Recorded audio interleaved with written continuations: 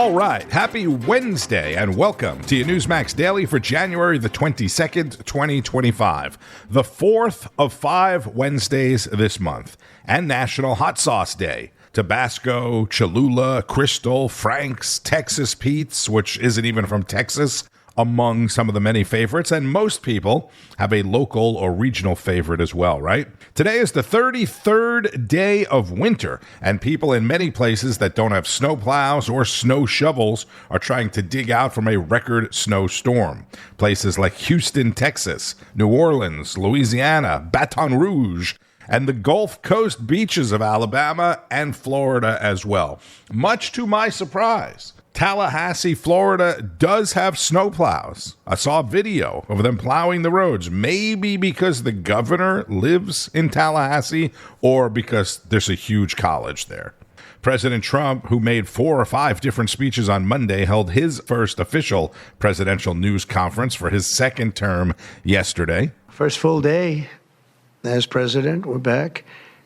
And we had a great first term, but we're going to have an even better second term, and I think we're going to do things that people would be shocked at. We're starting off with tremendous investment coming into our country at levels that nobody's really ever seen before, and they're very happy with the fact that I won the race and that they feel confident in their investments, and it's big money and high-quality people. So my first day back from having a nice life.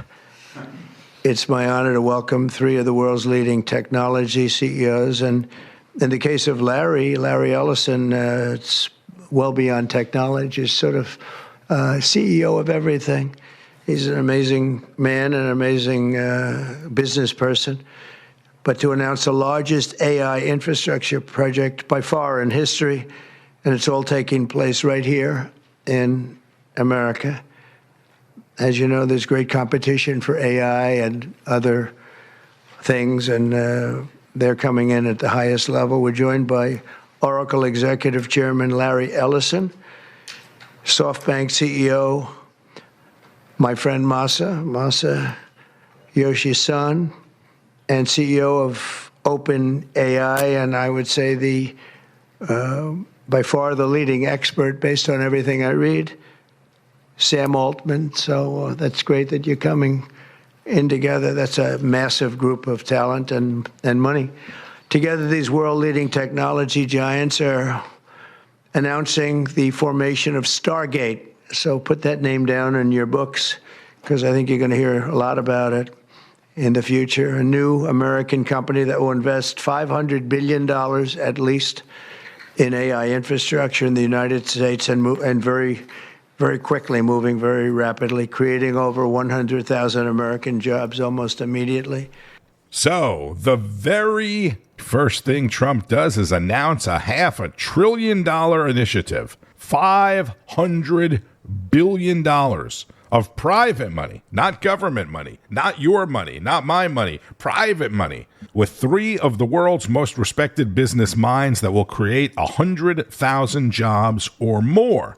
Again, the project is called Stargate. And after about 16 minutes, Trump took some questions. And we'll take a few questions if you want. About some of the executive orders, you would agree that it's never acceptable to assault a police officer. Sure. Right? So then if I can, among those you pardoned DJ Rodriguez. He drove a stun gun into the neck of a DC police officer who was abducted by the mob that day. He later confessed on video to the FBI and pleaded guilty for his crimes. Why does he deserve a pardon? Well, I don't know. Was it a pardon? Because we're looking at commutes and we're looking at pardons. Okay, well, we'll take a look at everything. But I can say this. Murderers today are not even charged. You have murderers that aren't charged all over. You take a look at what's gone on in Philadelphia. Take a look at what's gone on in L.A., where people murder people and they don't get charged. These people have already served years in prison. And they've served them viciously. It's a disgusting prison. It's been horrible. It's inhumane. It's been a terrible, terrible thing. I also say this. You go to Portland, where they wrapped police officers, shot police officers. Nothing happened to anybody. You go to Seattle, where they took over a big chunk of the city and people died. Portland, a lot of people died. Wait a minute. And you go also take a look at Minneapolis, because I was there and I watched it. And if I didn't bring in the National Guard, that city wouldn't even exist today. People were killed and nobody went to jail. So these people have already served a long period of time. And I made a decision to give a pardon. Joe Biden gave a pardon yesterday to a lot of criminals. These are criminals that he gave a pardon to. And you should be asking that question. Why did he give a pardon to all of these people that committed crimes? Why did he give a pardon to the J6 Unselect Committee when they burned and destroyed all documents which showed that they did what was wrong, not me? Wait a minute. Why did they give a pardon to all of his relatives, his brother who made millions of dollars, to all these different people? He gave pardons. That's the question you should be answering. The first question right out of the gate, no surprise, was about the J6 pardons and commutations. That was from Peter Alexander of NBC News. Second question was about the spending bill and the money that it is going to take to rebuild L.A. Look, we're going to take care of Los Angeles. I'm going there. I'm going to North Carolina, which has been abandoned by the Democrats. And I'm going to North Carolina, very importantly, first. I'll be there on Friday. And then I'm going from there to Los Angeles. And then I'm going to Nevada, and I'm really going to Nevada to thank them for the vote, because we won Nevada overwhelmingly, and that's usually a Democrat vote. And I just want to go there to thank the people of Nevada for the big vote. After taking several questions, Peter Alexander finally got his follow-up question in on the J6 pardons. I'm playing this so you can hear Trump's response, obviously. So I want to ask you about the Vice President, J.D. Vance. He said, this is a week ago, he said, if you committed violence on January 6th, obviously you should not be pardoned. Why is your Vice President wrong? Well, only for one reason. They've served years in jail. They should not have served, and they've served years in jail, and murderers don't even go to jail in this country. And we had 1,500. We have 16 under review. As you know, we commuted about 16 of them because it looks like they could have done things that were not acceptable for a full pardon. But these people have served years of jail, and their lives have been ruined. And in many cases, listen to me for a second. Stop interrupting. They served years in jail. And if you look at the American public is tired of it. Take a look at the election. Just look at the numbers on the election. We won this election in a landslide because the American public is tired of people like you that are just one-sided, horrible people in terms of crime. You don't talk about all the people that have been killed and what happens to those murderers. Murderers get no time. You take a look at some of these DAs. They go after political opponents, but they don't go after people that shoot people in the street. They're caught. They know where they're living. They know everything. They don't even go up to pick them up anymore. They just let them live there. They know all about it. They have their pictures. They have the tape of the shooting, and they don't even go up and you're talking about this. No, we pardoned people that were treated unbelievably poorly. In the history of our country, there's never been anything take place like this. They're still looking for them, but they're not looking for the murderers, the people that are killing everybody.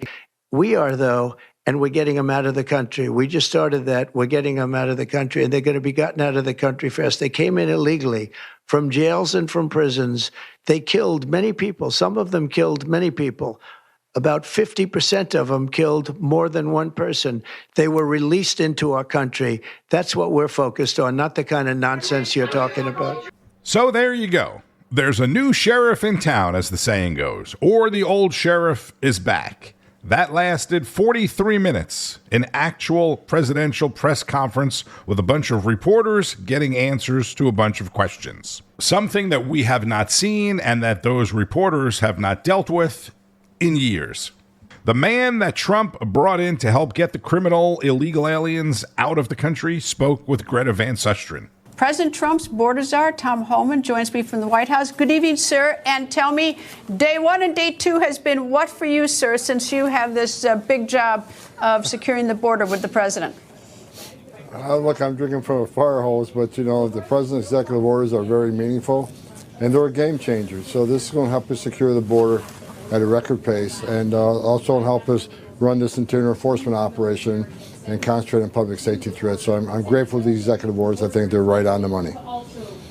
Are you already beginning this mass deportation the president talked about during the campaign? And actually, you and I talked about it when you were last here in the studio with me. Is there a deportation program underway right now?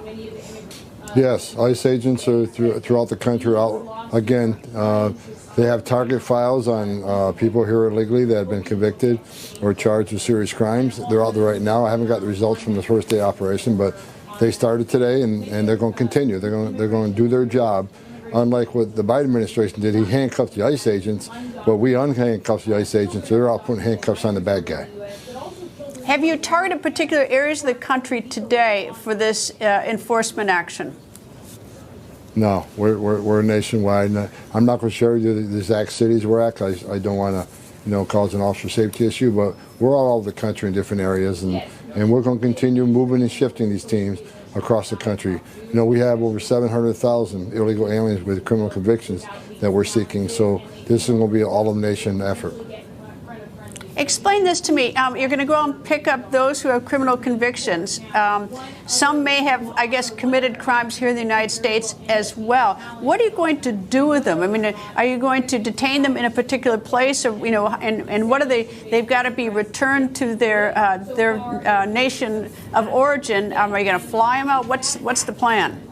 Well, that's how they do it. Like once we arrest somebody, we have to put them into detention. We got to detain them for a few days, up to a few weeks, because there's a process. The native country has to agree to accept him. That they have to acknowledge, yes, he's a citizen of our nation. Then we get travel arrangements and get flight instructions of where we can land and when we can land. So there's some work to be done, but they'll be detained for a few days, for a few weeks until we get everything set. Then they'll put them on an airplane and send them home, unless they're from Mexico. Of course, we'll just take them down to the land border and release them there. But what if they're from a country like Venezuela with whom we don't have diplomatic relations? And I mean, I can't imagine calling up President Maduro and saying, we got, 6 people here who have a criminal conviction. We want to send them home. I can't. I mean, we have virtually no relationship with him. And if he has to accept it, what are we going to do about the Venezuelans? Because a lot of the people here are Venezuelan. Well, first of all, if they're here, whether it's a parole or here, illegally, there are certain conditions of release when they get released from custody. Being part of a gang and committing crimes is certainly a violation of the release conditions. So we take them into custody and we'll detain them as long as it takes. And a country like Venezuela don't want to take them back. We have other options. We have a country stepping up, willing to take people from Venezuela. I don't want to tell you who those countries are right now because we got to get a signed agreement. But if we can't remove them to Venezuela, we'll remove them to another country that's willing to accept them. There's several. But I'll say this: President Trump's first day in office, I think he'll have a discussion with Venezuela and make them take them back. We got a strong president who's not going to take no for an answer and put America first. Borders are Tom Homan on the record with Greta, who asked some really good questions there, questions that we're all thinking, right? It only took one day for lawsuits against some of Trump's executive orders on immigration to be filed. Today, Wednesday, a judge in Seattle will consider a temporary restraining order against Trump's directive ending birthright citizenship.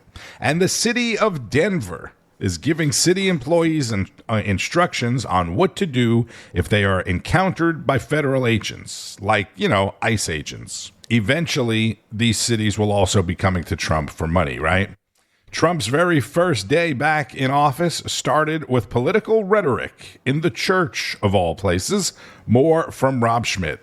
Trump and the family attending a prayer service at the Washington National Cathedral this morning, a church in the heart of a major left-wing blue city, a church that, like so many we've seen in the last several years, maybe the last decade or so, that's just been oddly consumed by cultural Marxism.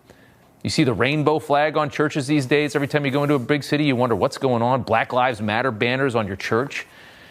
Here's a picture of the bishop that spoke today as the new president and the first family are sitting right before her. This is Marianne Edgar Buddy. Take a listen to what she had to say this morning. I ask you to have mercy upon the people in our country who are scared now. There are gay, lesbian, and transgender children in Democratic, Republican, and independent families. The people who pick our crops and clean our office buildings, who labor in poultry farms and meatpacking plants, they may not be citizens or have the proper documentation. But the vast majority of immigrants are not criminals. Our God teaches us that we are to be merciful to the stranger. The president sat there and stared at that. It was basically an MSN. It was like a Joy Reid monologue or a Rachel Maddow monologue instead of what it was supposed to be, which is a prayer for the new president of the United States. As ridiculous as it gets, why they do this tradition is beyond me. Why put him through that is beyond me, and they should have seen it coming because this woman has a history of this. The president not really bothered, though. He just sat there and looked at it and probably just thought another idiot. That is Rob Schmitt, host of Rob Schmitt Tonight at 7 o'clock Eastern, followed by the equally wildly popular Finnerty show, which talked about what I mentioned yesterday, the liberal media already having a meltdown over President Trump on day one. The media still has no idea how to deal with Donald Trump in the White House. The president just got started, and most presidents, they get at least a little bit of a honeymoon period, but not Donald Trump. Joe Biden got, 3.5 years? Right up to the debate in June? Donald Trump got about 45 minutes. But things are totally different this time around. And the biggest difference is the power dynamic, which has completely shifted because Donald Trump is never running for anything again, meaning he doesn't need the legacy media. I can't say that enough. He doesn't need them. And no one is watching them anyway. And I'm not saying that to be mean. I say it because it's true. Viewership at some of the other networks has totally collapsed. It's less than half right now what it was when Donald Trump was elected back in 2016, and it's not coming back. Sure, some Trump haters out there will find their way back, but they're not going to vote for the Republican candidate in 2028 anyway, no matter what Donald Trump does over the next 4 years, which is sad. So why try to appease them? There are people out there right now, some might be watching right now, who will vote for whoever the Democrats shuffle out there in 4 years, no matter what happens over the next 4 years. Donald Trump could be the greatest president in global world universe history, and they'll still vote for Gavin Newsom or AOC or you name the Democrat, which means right now the networks need Donald Trump more than he needs them. But as the president started his first full day in the White House, and I can already see the legacy media struggling, which is a wonderful thing to see, by the way. One example today. Peter Baker in the New York Times today, and a couple of word choices that jumped out when I saw this. Quote, 8 years after his first inauguration, Mr. Trump looked a little older, but if possible, even more sure of himself and with more political wind at his back, thanks to a narrow popular vote victory and a better understanding of how to manipulate the levers of government. At first glance, you might not even notice, might seem positive. But in a single run-on sentence, Peter Baker wrote something that might appear to be positive on the surface, but in reality, that whole thing was incredibly negative. According to Peter Baker, Donald Trump looked older. Well, Peter, that's your opinion, that's fine. But it's also a biological fact that Donald Trump is now 8 years older than he was 8 years ago. Peter, can I ask you to describe Joe Biden's appearance yesterday? Could you do that for me? How'd Joe Biden look yesterday? If Donald Trump looks older, what did Joe Biden look like yesterday? A cadaver? Would you write that, Peter? Did you write that, Peter? The answer to that is no. And then there was this. Donald Trump won a narrow popular vote victory. The media's hung up on this. Was it really narrow? Let's flesh this out once and for all. Was it the biggest blowout in American history? No. But Trump beat Kamala by over 2 million votes. Is that narrow? He beat Kamala by 86 electoral votes. I don't think that's narrow. Al Gore, George Bush, 2000. Peter, that is narrow. This was not narrow. It wasn't a blowout, but it wasn't narrow. And finally, Peter writes that Trump learned how to manipulate the levers of government. Peter, Trump's been there 34 hours. What's he manipulating? It sounds more like you are trying to manipulate the few people that read your articles right now. I wonder how Peter would describe what Joe Biden did yesterday on his way out the door. We don't know because he hasn't written about it. Remember when Joe Biden pardoned half his family?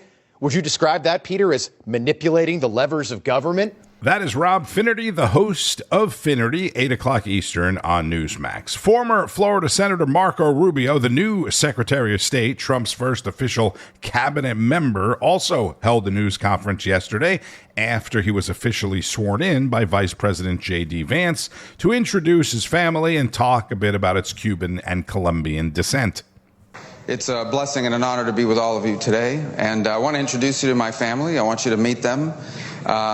We've been able to manage them for the last 20-some years and counting, and so I said this earlier today when the Vice President swore me in. My most important job, I believe the most important job any of us will ever have, is the job we do at home, and I don't mean that both here at home domestically in our politics, but in our lives.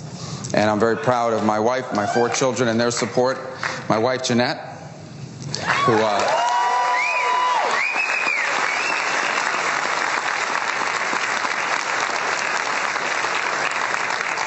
her parents immigrated here from Colombia. Anybody here from Colombia? Anybody cover Colombia? Right. And then my oldest daughter, Amanda. Say hello, Amanda. And then came Daniela.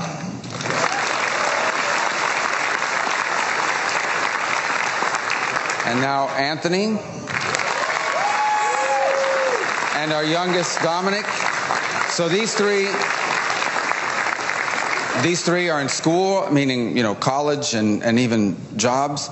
We're still working. He's doing good. He's a junior in high school, and obviously my family beyond that is here, who made this possible. Jeanette's mom, Maria, is here, and my sisters, Barbara and Veronica, are here, and a lot of friends that came from Miami who joined us here today, and I'm grateful.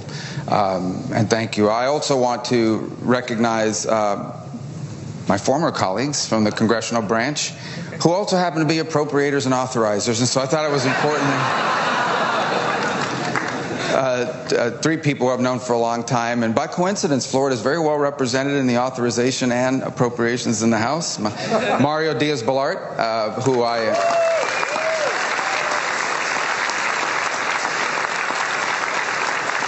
who I've known as a personal friend. We served together in the Florida legislature. In fact, sat next to each other on the floor. Who would have thought, Mario, back in the day? And now here we are, and 2 Cuban Americans. If we had a third, they'd call it a conspiracy, but there's only 2, so we're in shape.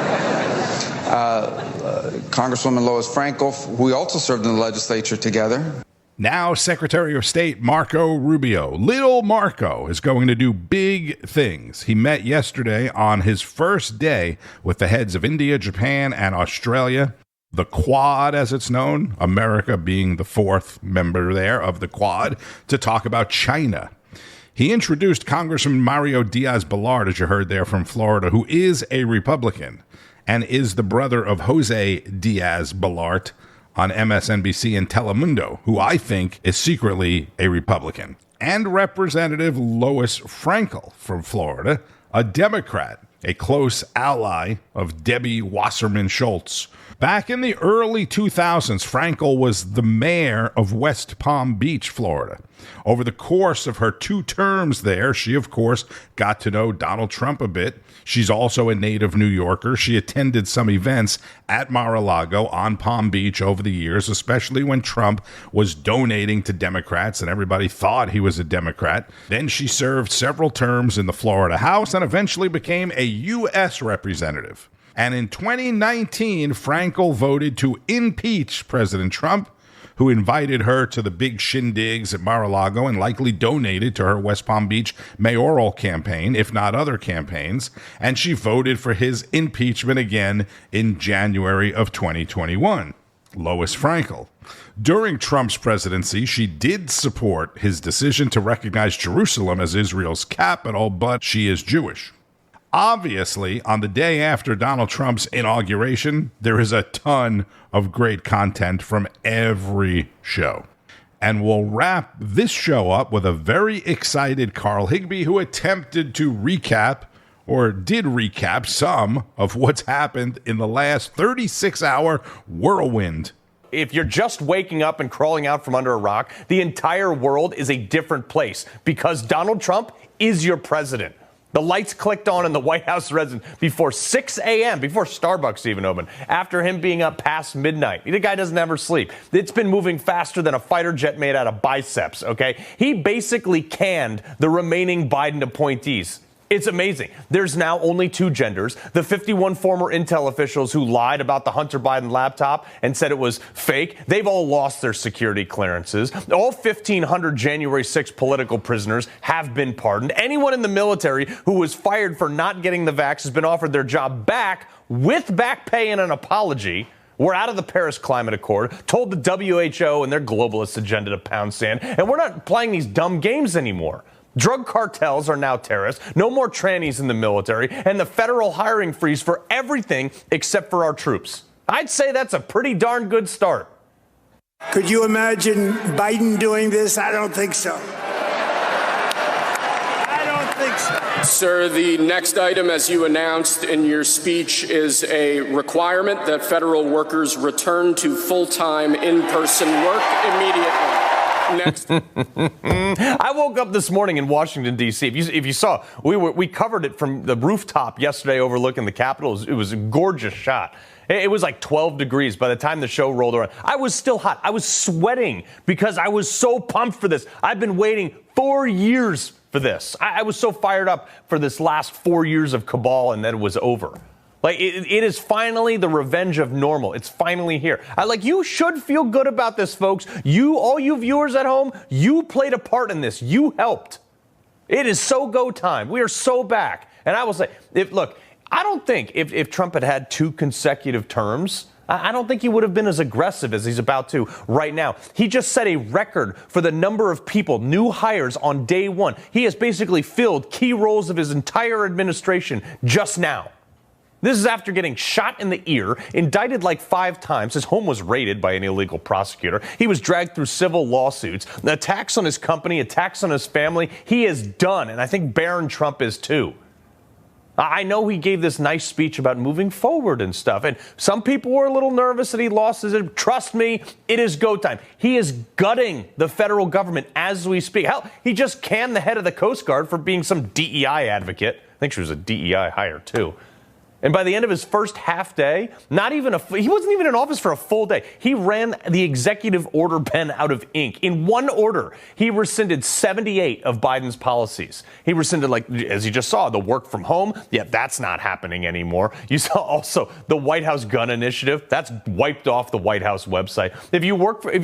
He said, if you work for the federal government, get your tail back in the office. He got rid of a bunch of complete garbage DEI junk. As of yesterday, no one cares in the federal government what your skin color is, or if you came from a minority community, or if you're gay or trans or male or female or a midget or short or tall. Nobody cares anymore. None of that matters. All that matters is that, are you good at your job? That's all. Why we need an executive order on that is totally beyond me, but that's how much we've devolved over the last 4 years. That's what we needed a president to sign an executive order for. Guess that's why we elected him. It's unbelievable. But here we are, chugging along on the liberal meltdown timeline, and I'm just enjoying the ride. Got my popcorn. I'm good to go. We earned this, folks. He just pulled us out of all kinds of environmental crazies, too. You can keep your gas stoves and your tankless waters. They are safe now, folks. Thank God. That is Carl Higbie, host of Frontline, 5 o'clock Eastern on Newsmax. I think the term is short, people. President Trump said he is looking at TikTok and has a soft spot for the Chinese app because it's used by so many young people and it helped him win so many young votes in the election. You heard him talking about Larry Ellison, the oracle of CEO in the very beginning, right? Part of that $500 billion deal. Trump suggested perhaps Ellison or Elon Musk buy TikTok, or maybe both together. This morning there is news that social media star Mr. Beast, if you don't know who that is, ask your kids. He's made hundreds of millions of dollars recently off of a deal with Amazon for that Beast game show and other things. He could be looking at buying TikTok along with a group of investors. I feel like with the way Trump feels about it and all the people surrounding Trump, that a deal is eventually going to get done for TikTok. And the Senate has received new allegations against Pete Hegseth, who's awaiting confirmation on becoming the next defense secretary. I'm not going to give the unwarranted allegations any credence until we know more, but I will say that I believe Hegseth is just getting Kavanaugh'd. And Prince Harry has won a lawsuit against Rupert Murdoch's UK newspaper over invasion of privacy. You're the prince. Somehow he won this case. The newspaper is making an undisclosed settlement with Harry. You know what that means. Cha-ching. And speaking of money, stock markets opened well into the green today. Bitcoin is back down to 204,000. That's right, down to 204,000 and change. Be sure to keep up with all of today's news and breaking developments on Newsmax, N2, and at Newsmax.com. And there'll be plenty of breaking developments. In fact, I can confidently say that there's going to be breaking developments every single day, probably including weekends for the next 4 years, because that's how it was for 4 years of Trump's first presidency. Don't forget to start your day each and every day with Wake Up America, including the Wake Up America Weekend Edition on Saturdays and Sundays. I'm Tony Marino. This is the wildly popular Newsmax Daily. Continue to share it with friends, family, and anyone else. Enjoy the rest of your day and keep on fighting the good fight. News breaks every minute, every day. You need the app, the Newsmax app. Find it free on your smartphone store. Then watch us anytime, anywhere.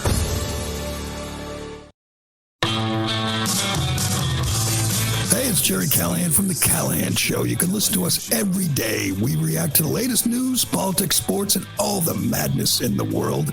I'll give you my opinion with a little edge, a little attitude. I'm an unapologetic right-winger, trapped behind enemy lines in deep blue Boston, so I'm used to taking on the mainstream media mob. You can hear us anywhere you get your podcast, or you can listen every day at newsmax.com/listen. Information. Truth is freedom. Is Newsmax. It's real news for real people.